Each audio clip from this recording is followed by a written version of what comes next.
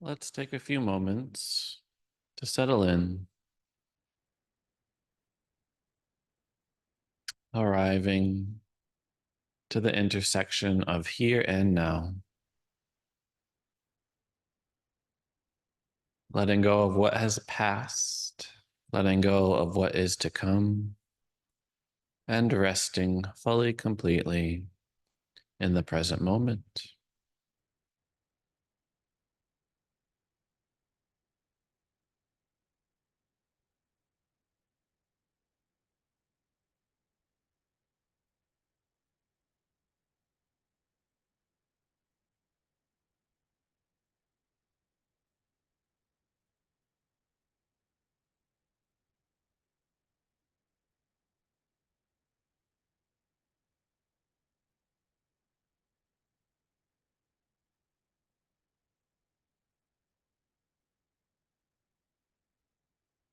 I'd like to begin today with a reflection. Take a moment and think about a time where you had the opportunity to be kind to another human being.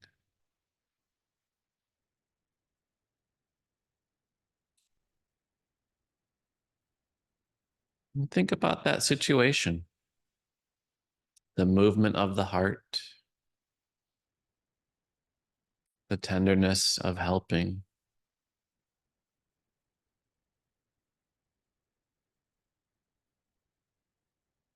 and tune in to how you felt afterwards. What did it feel like in your body after performing a kind act for another?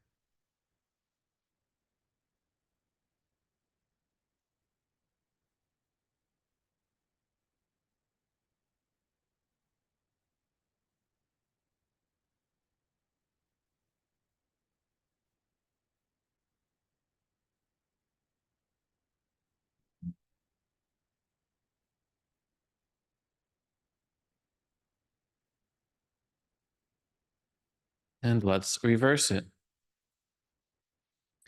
Take a few moments to reflect on a time where somebody was kind to you.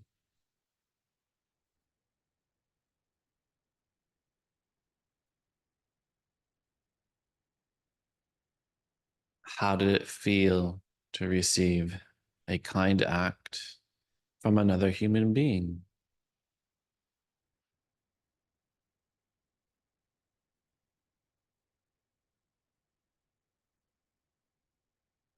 And afterwards, how did your body feel after receiving the kindness of another human being?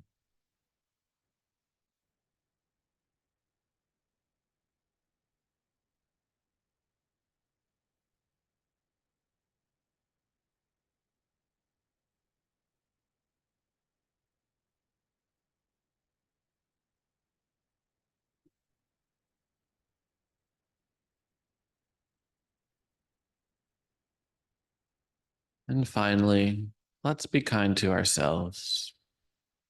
Perhaps you were easily able to think of a situation where you were kind to another human being and another human being was kind to you. Perhaps there was some difficulty. We can honor that as well. Being kind to ourselves in this moment.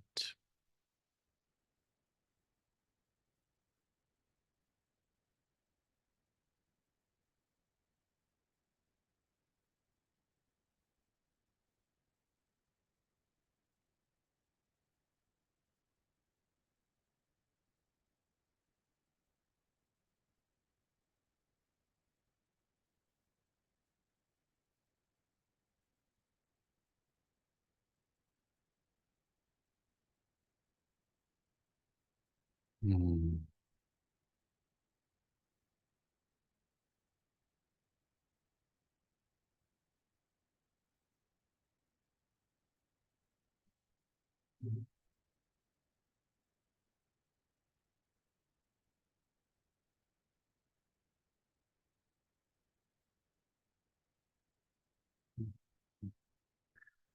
Closing out this meditation by taking a deep inhale into the nostrils and exhale, side out.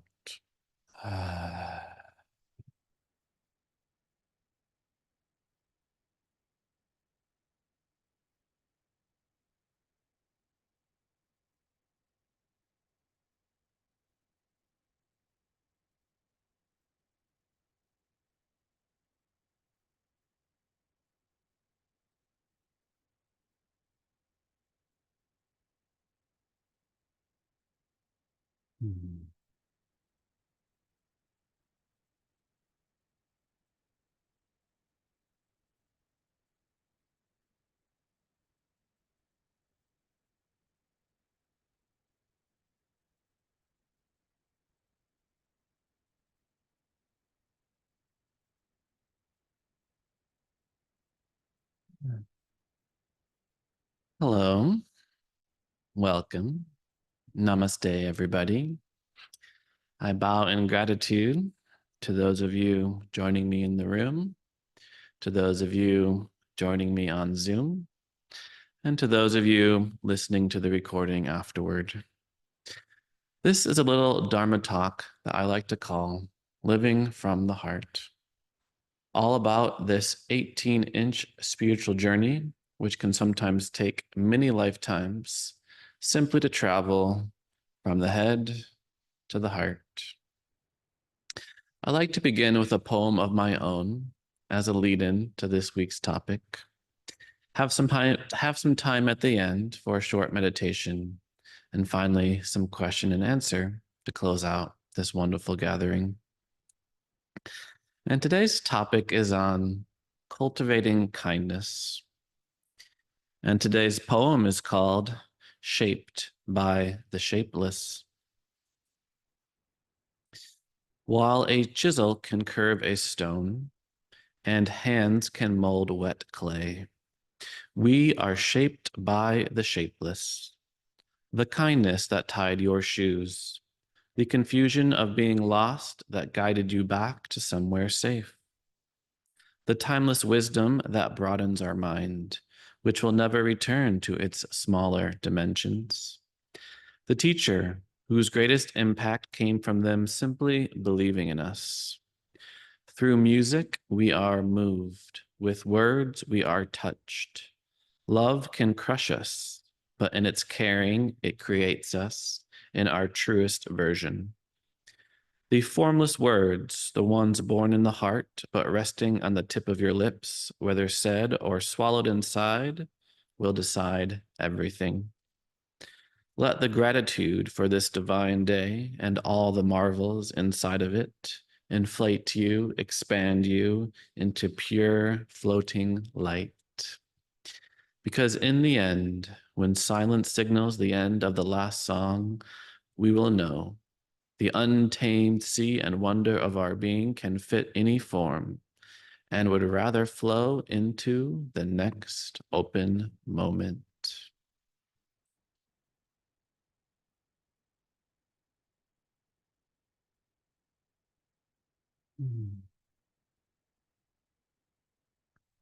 I wanted to talk today about the cultivation of kindness.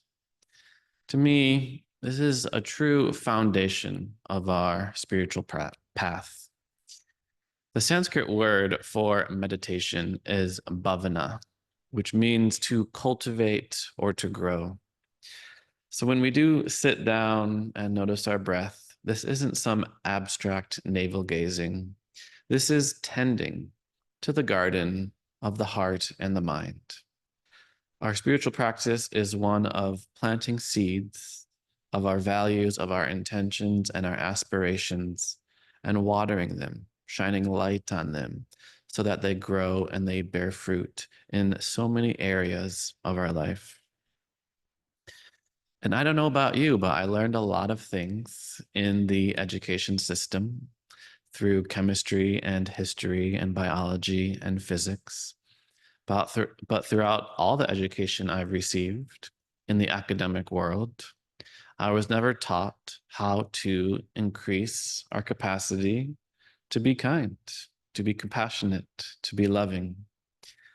And this is where we have the wisdom traditions, the contemplative traditions, the spiritual traditions, which offer a wide array of ways, practices, and methods to cultivate love, forgiveness, awe, wonder, and gratitude. So the Buddha himself said, as the farmer channels water to their land, so the wise one directs kindness and compassion to their own mind. So, this metaphor of a garden is a common one. Just as the farmer channels water to their land, so too a wise person directs kindness and compassion to their own mind. And when you do plant a seed, it's so wonderful to see what comes up. So many leaves and flowers in a completely unique formation that you've never seen before and that this world has never seen before. So, too, as we open our heart, as we plant seeds of love, kindness, and compassion in our heart, it's so wonderful to watch it grow. It's so wonderful to see how the more we open our heart, the more we become open to new ways to love and new understandings of love. The poet Young Pueblo wrote this: love is much bigger than relationships. Love is the way you heal yourself, the kindness you give others, the gentleness you give yourself in turbulent times, the space you hold for close friends, the intention with which you live in the present, and the energy that changes the world. Love is every moment that elevates the human experience and the small things that make life shine. So when we do hear that the Dalai Lama said that his religion is kindness, we can also investigate if we want to make our religion kindness, what might that look like? How might we go about cultivating kindness in our own hearts? And I wanted to talk about a few different ways and methods to cultivate kindness in our own hearts. And I think the first one, and probably the most important one, is to recognize the impact of our kind actions.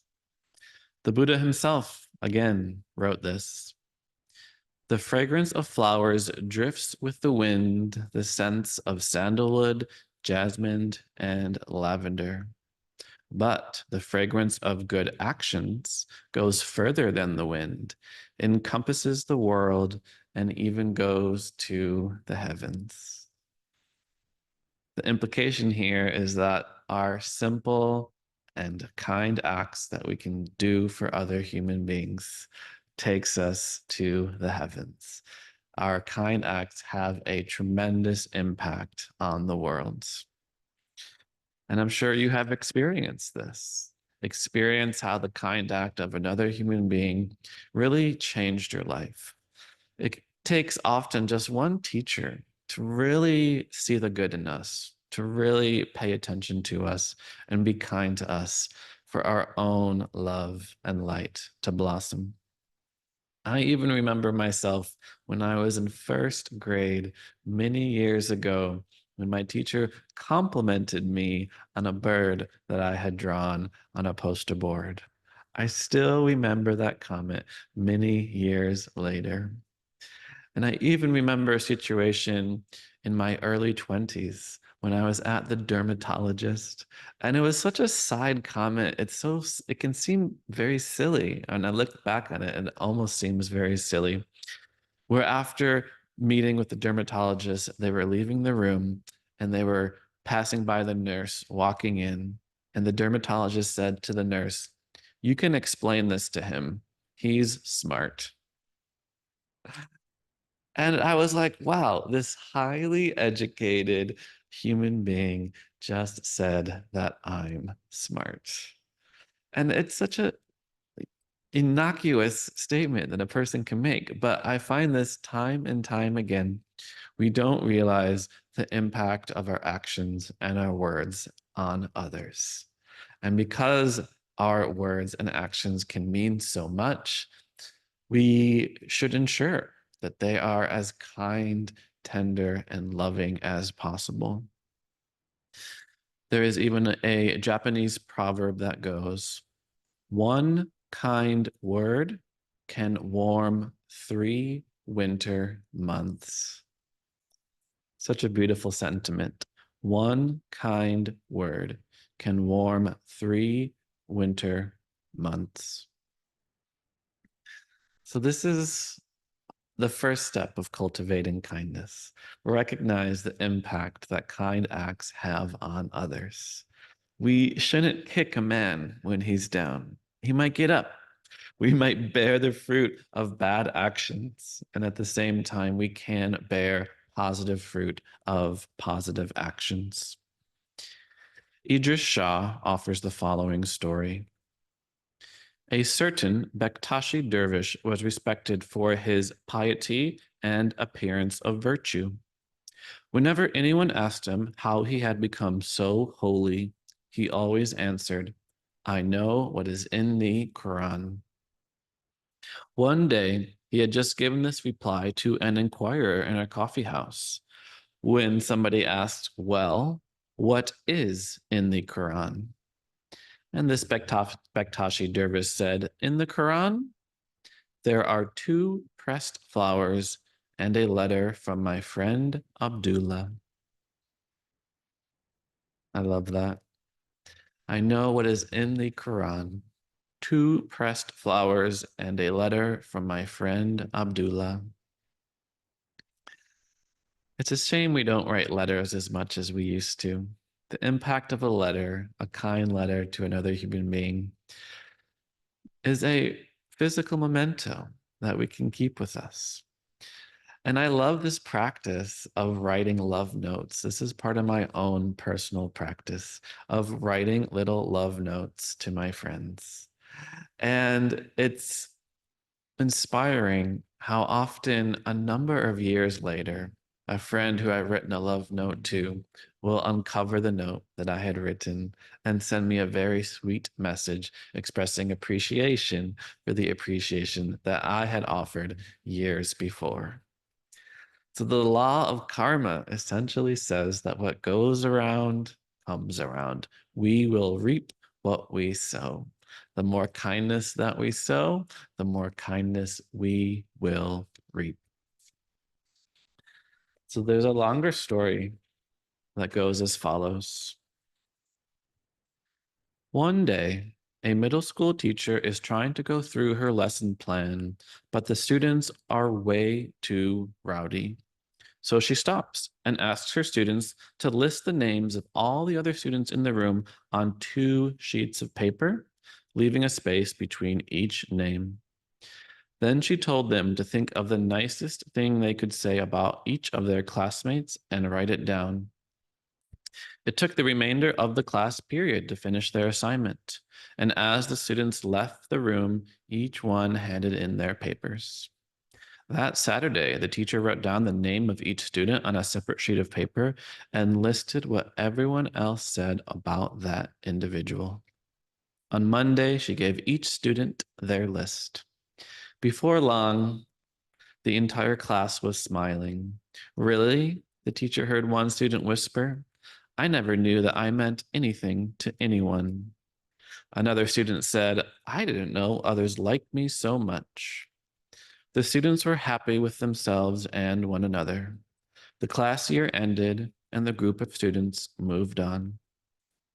Several years later, when the students were now adults, one of them was killed in Vietnam. This is a bit of an old story.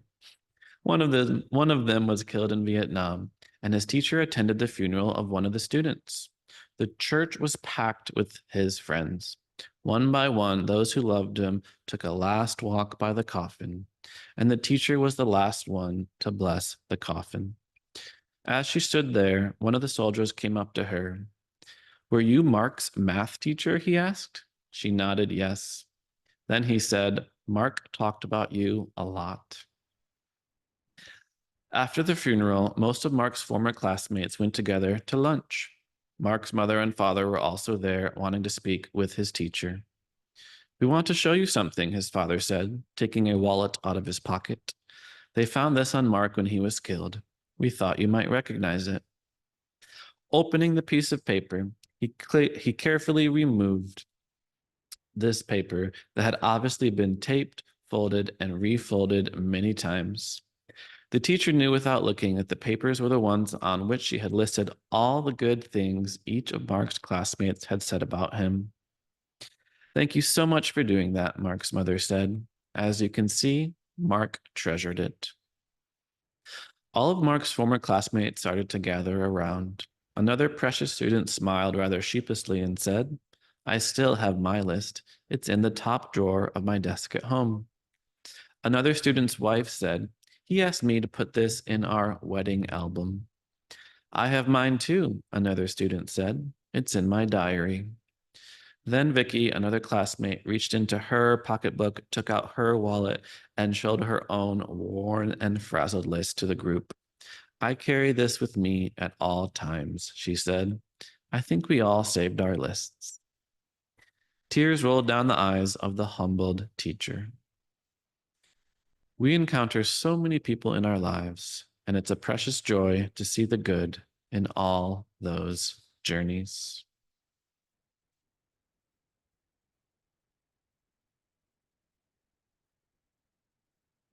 So it's a lovely and heartwarming story about the impact that our kind actions and our kind words can have on one another.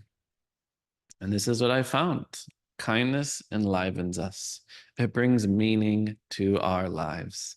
It's really hard to both do a kind act for another human being and receive a kind act from another human being without also creating connection. And as human beings, connection is foundational to our own happiness and well-being.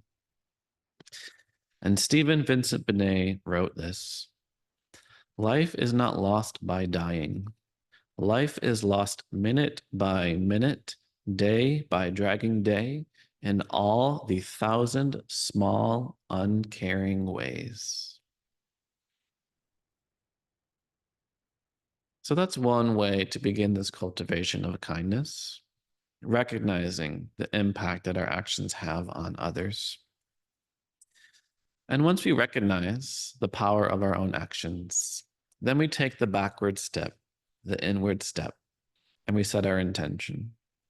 This is the beginning of our path, setting our intention to come from a place of kindness. Now, the closest Sanskrit word to kindness and this feeling of warm-hearted friendliness to another human being is Maitri. In Pali, it is metta, the more common word that you might have heard. And metta is often translated as loving kindness. It's said to be where mindfulness meets the world with appreciation. It is also said to be a gentle rain. Just like when it rains, the rain doesn't discriminate where it lands. So too, our metta, our maitri, our loving kindness can touch everything that we see. The word itself is also closely related to friend. And our metta practice is intimately connected to this idea of brotherhood and sisterhood, a sense of kinship and connection with all human beings. And metta is one of the four divine abodes, one of the four immeasurables, one of the four noble qualities, along with compassion, sympathetic joy, and equanimity. We have loving kindness. It is said that when you embody these qualities, you become like a noble person. If you think of these as the divine abodes, it's almost like we have the qualities of God within ourselves. Right now, we have the capacity to live from a place of compassion, loving kindness, and sympathetic joy. And when we truly embody these qualities, we too become divine. So, too, they are the four immeasurables. They can't be measured, which means there's no limit. There's no limit to how open the heart can become. And there's no limit to the kindness, compassion, and sympathetic joy that we can experience for other sentient beings. And this tender, loving caring of compassion, kindness, and sympathetic joy all stem from a desire for others to be happy. If somebody that we love is suffering, our love turns into compassion and a desire for this person to be alleviated of their suffering. If someone we love and a friend we love is in a neutral point of their life, our desire turns into loving kindness and a desire for them to be happy. So it's important to also recognize that if we want somebody to be happy and we want to act on that and help them to be happy, it will help to have an understanding of who this person is and what makes them happy. You cannot have love without understanding. You cannot have kindness without understanding. Because the same thing that might make somebody very happy might make somebody else very sad. And your only way to differentiate between what might make one person happy and another person sad is your own understanding of these people.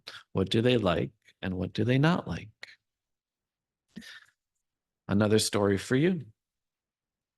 A woman goes to her husband and says, "Wow, last night I had this beautiful dream where I had this gorgeous diamond necklace. What do you think it means?"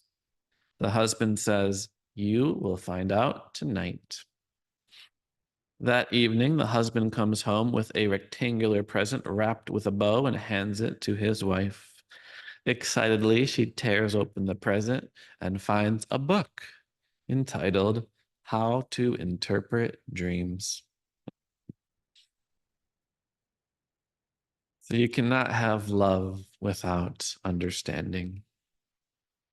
So that's another method, another way to cultivate kindness is simply to set the intention. So we can begin every day by setting the intention to see this world through the eyes of compassion and to be kind to others. And at the end of the day, we can reflect. So just like we begin our yoga practice by setting our intention, we can finish our practice by reflecting. How well in that hour of living with intention did we live up to our expectations? If we sit down to meditate for 30 minutes to find peace in the heart and mind, we can reflect 30 minutes later. How much did we increase our capacity to be peaceful and to find calm? So, this is important. Every action that we do, we can come from a place of positive intention, and then we can check in afterwards. How fully did we live from this intention? So, Leo Buscaglia offers the following questions we can ask ourselves at the end of our days. Is anyone a little happier because I came along today? Did I leave any concrete evidence of my kindness, any sign of my love? Did I try to think of someone I know in a more positive light? Did I help someone to feel joy, to laugh, or at least to smile? Have I attempted to remove a little of the rust that is corroding my relationships? Have I forgiven others for being less than perfect? Have I forgiven myself? Have I learned something new about life, living, or love? Have I gone through the day without fretting over what I don't have and celebrating the things that I do have? And Leo Buscaglia offers the following advice. If you're not satisfied with your answers, it's okay. Tomorrow, you get to start all over again. If you will it, this is one quiz you can never fail. So through intention and through reflection, we can bring more kindness into our life. And those are very amicable methods, very nice methods. And another way is a little bit harder, requires a little bit more gumption, a little bit more discipline, a little bit more courage. Because another way to cultivate kindness is by getting in touch with our own suffering and our own pain. Meditation is all about widening our window of tolerance, to borrow a psychological term. In other words, it is increasing our capacity to be with, to be fully present to this life of 10,000 joys and 10,000 sorrows.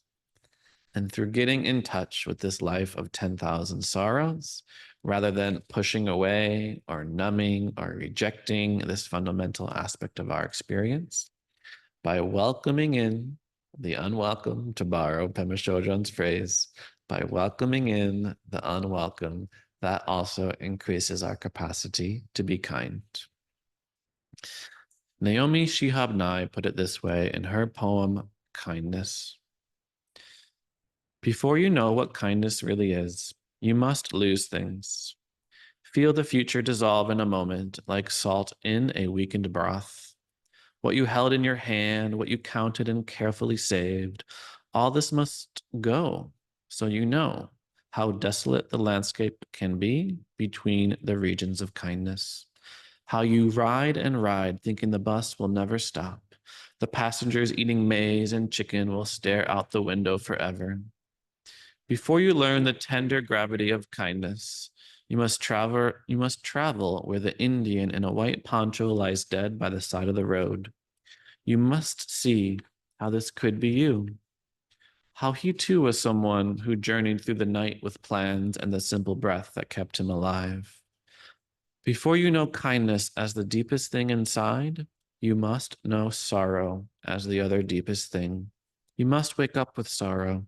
You must speak to it till your voice catches the thread of all sorrows and you see the size of the cloth.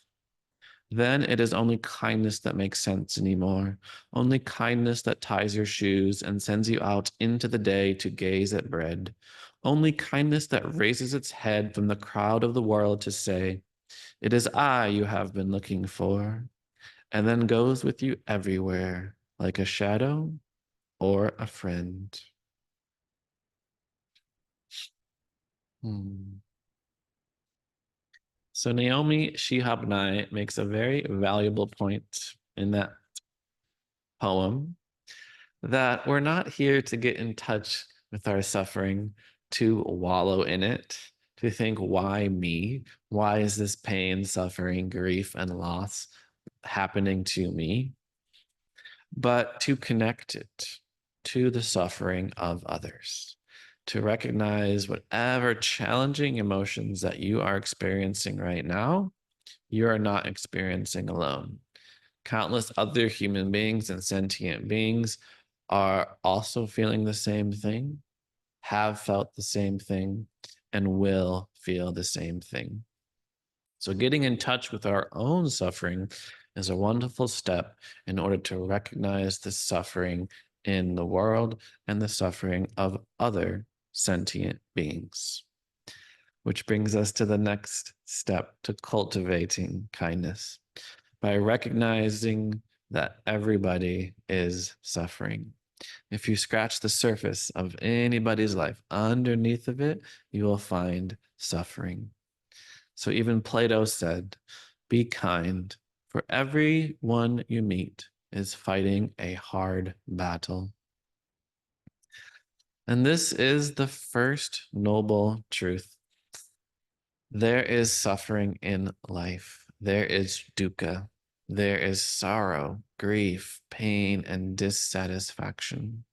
It's a fundamental aspect of life. From the richest person that you know to the poorest, every human being is suffering in some way. And in Buddhism, there are four types of suffering: birth, sickness, old age, and death. And through getting in touch with these aspects of suffering, we increase our capacity to be kind. And it's that final, that ultimate suffering, the death of ourselves and others, that also can be an incredible gateway to kindness. Recognizing that none of us will get out here alive, that we are all going to die, and thus our time on this earth is limited. And because the time on this earth is limited, we better make the best use of it we can. We better not waste it. So Stephen Grillett says this: I shall pass through this world but once. Any good, therefore, that I can do, or any kindness that I can show to any human being, let me do it now. Let me not defer or neglect it, for I shall not pass this way again. Mhm.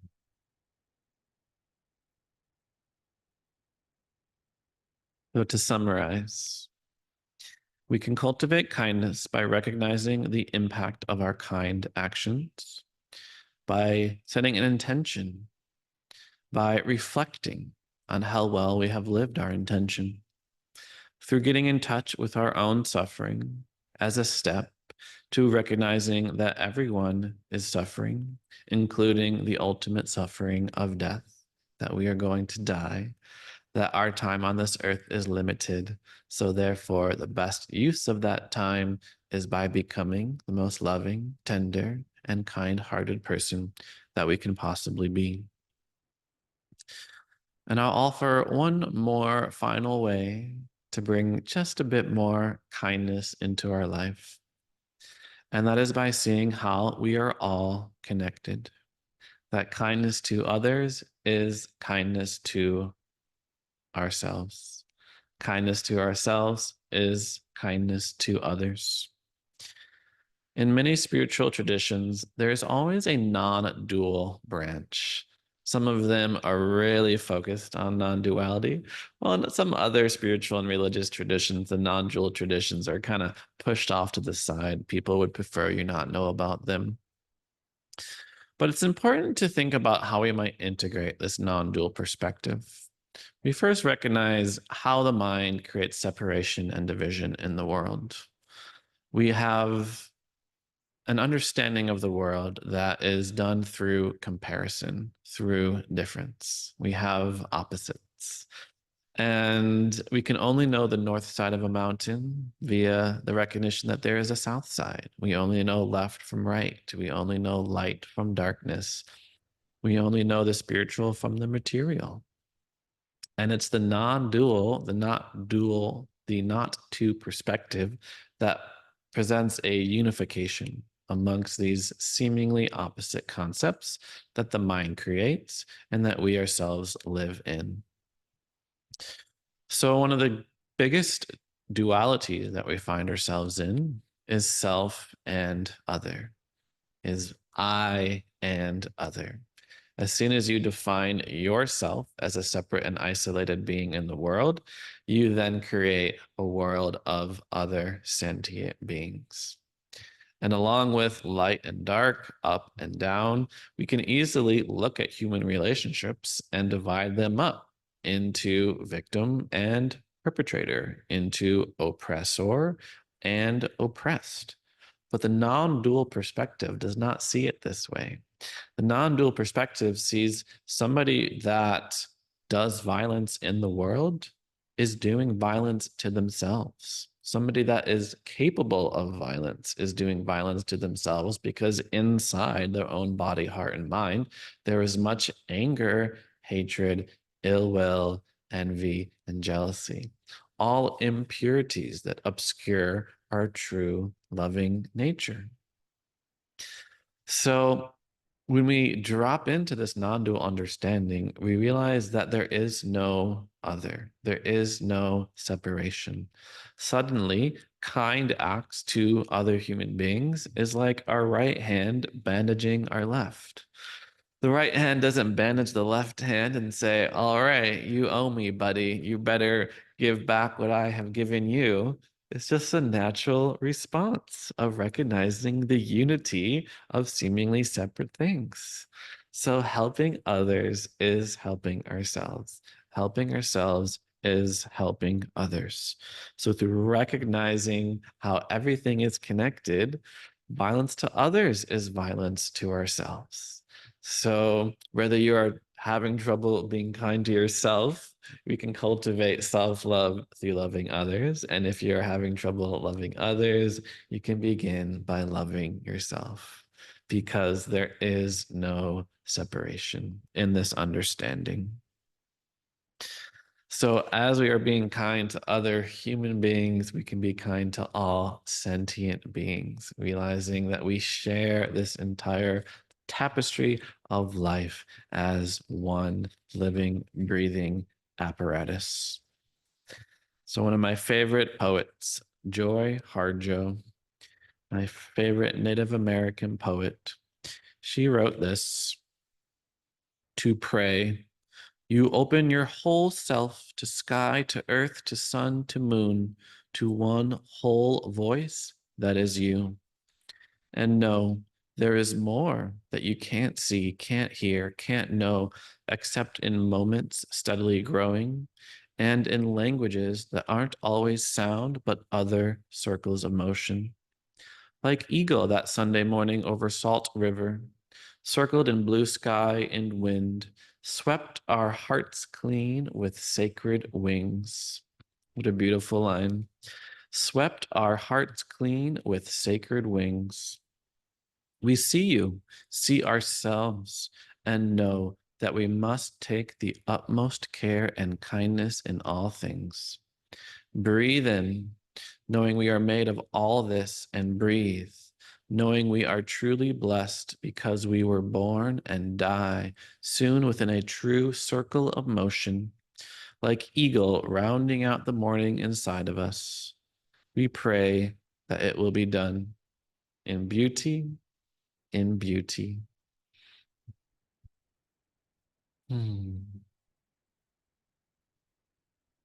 We see you, see ourselves, and know that we must take the utmost care and kindness in all things. Hmm.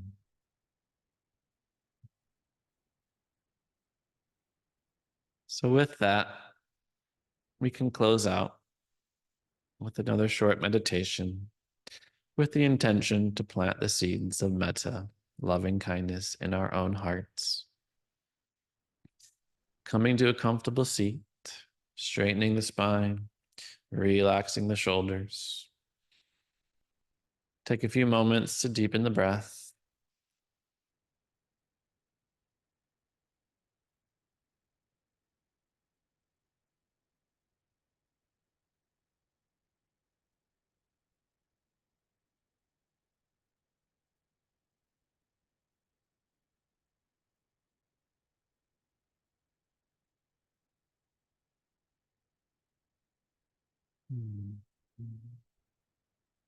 And let us extend metta kindness, loving kindness, or metta to ourselves, using our metta phrases. May I be happy. May I be free.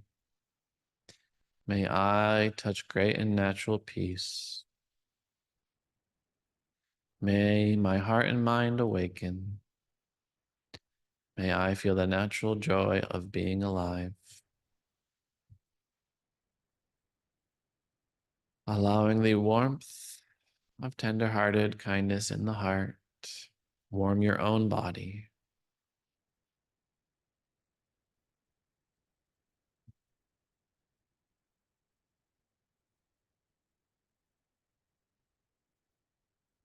And thinking of others, even strangers, we can feel a sense of kinship too, with a universal brotherhood and sisterhood. Thinking of friends, family, loved ones, acquaintances, and even strangers. and extending our loving kindness to them. May you be happy. May you be free. May you touch great and natural peace. May your heart and mind awaken. May you feel the natural joy of being alive.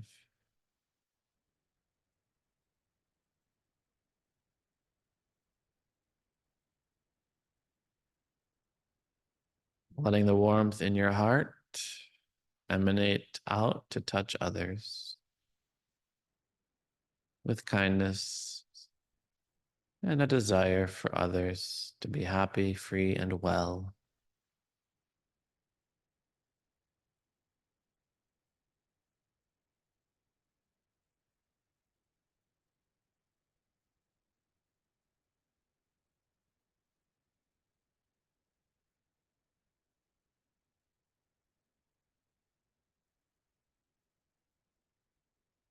And finally, expanding our love to all sentient beings, all the creatures, animals of this world and beyond, all the little creatures, all the medium-sized creatures, all the big creatures,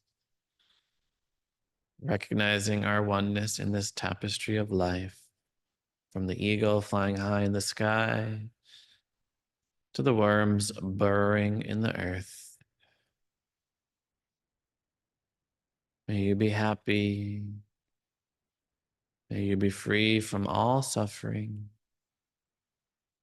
May you find peace.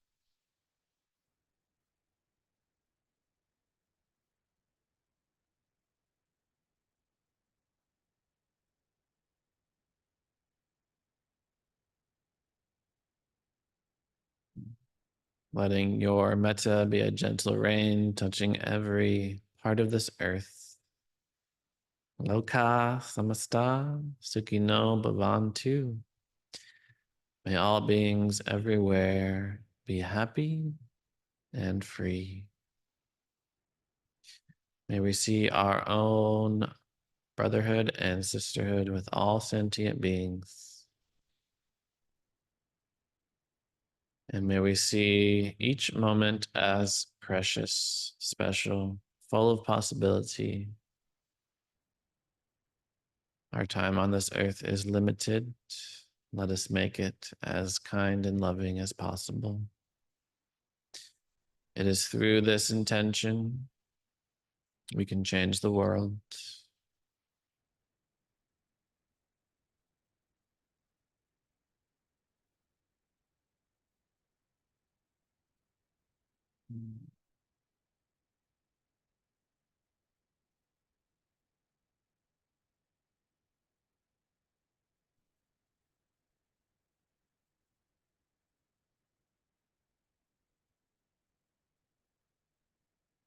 I honor that place in you where the entire universe dwells. I honor the place in you of love, light, truth, and wisdom.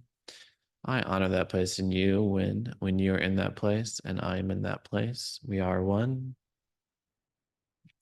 Namaste.